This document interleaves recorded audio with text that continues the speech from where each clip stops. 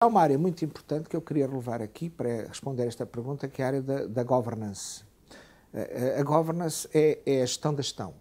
É a gestão da gestão do sistema todo, da entidade toda. E a lição que eu tenho aprendido e que tenho, enfim, na minha vivência de cidadão no meu país e experiências profissionais que tenho nas áreas onde tenho trabalhado nos últimos 15 anos, em particular a justiça, por exemplo, onde tenho trabalhado muito, a saúde e outras, obviamente também no mundo empresarial, mas estamos agora a falar a nível de país,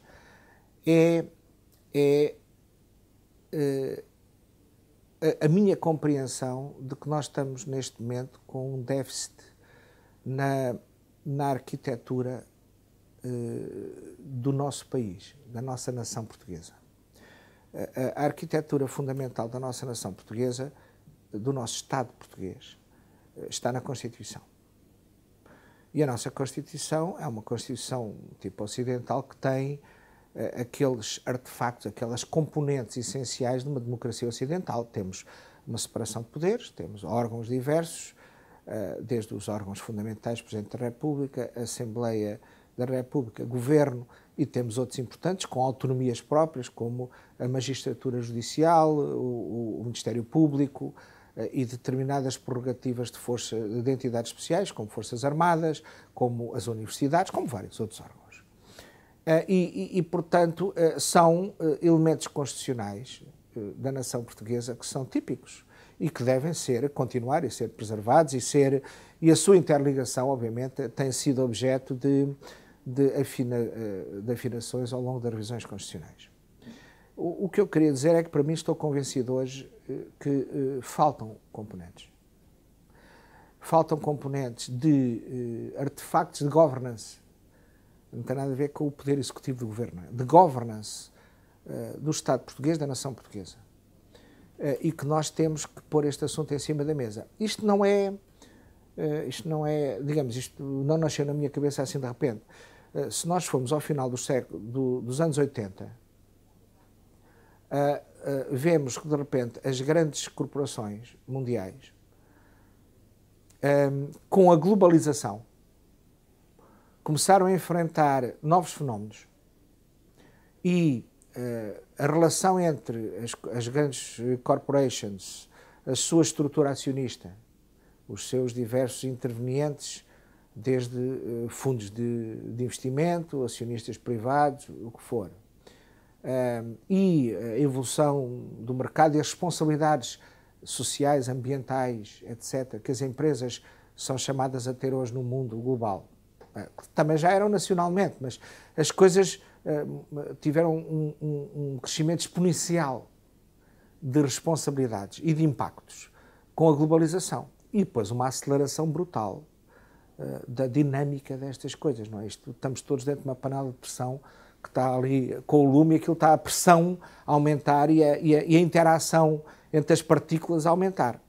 E, portanto, aquilo que sucedeu em todo o mundo, no mundo empresarial, foi que se começaram a perceber novas responsabilidades e criaram-se novos instrumentos de governance, corporate governance, que foram sendo instituídos e continuam. Existem, temos em Portugal, que são um dos fundadores, o Instituto Português de Corporate Governance, como há em várias partes do mundo, e andamos todos a discutir os melhores instrumentos, as melhores práticas de governance das nossas organizações.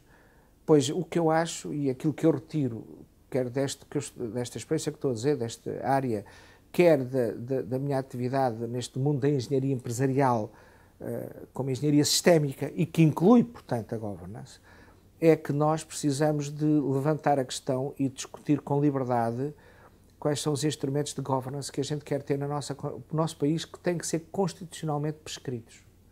E vou-lhe dar 2 ou 3 exemplos que são particularmente caros para mim. Eu já tomei posições em documentos que escrevi há uns anos sobre a justiça, onde propus algo neste domínio, e que foi, aliás, a única coisa que foi liminarmente rejeitada pelo governo de então, na área da justiça, que é isto. Vamos pensar da justiça. A justiça é operacionalizada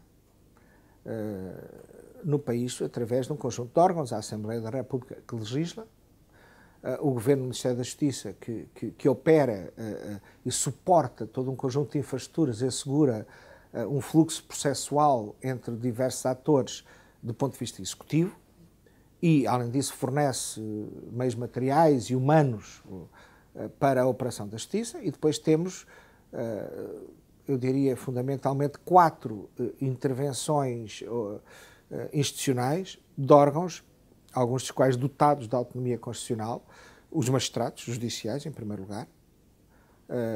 Em primeiro lugar, e em segundo, é um órgão autonómico. Outro é o Ministério Público, é outro órgão autonómico. Temos ainda, obviamente, os advogados, não é? E finalmente, temos uns órgãos importantes, os órgãos de investigação criminal, que estão o Ministério da Justiça e o Ministério da Administração Interna, com as polícias. Estes órgãos articulam-se, há leis à volta disto tudo, mas quando eu como português, quando pergunto, quem é que tem uma visão sistémica da justiça?